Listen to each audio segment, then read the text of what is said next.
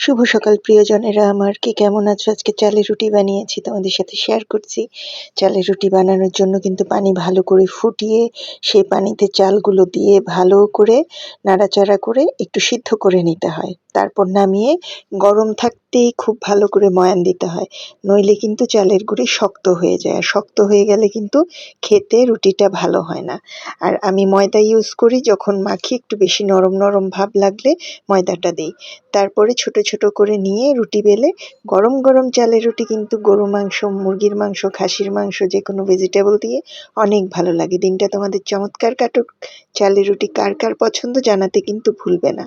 আমার তো খুব পছন্দ, আর এই শীতে হাঁসের মাংস দিয়ে অসাম লাগে খেতে চালের রুটি।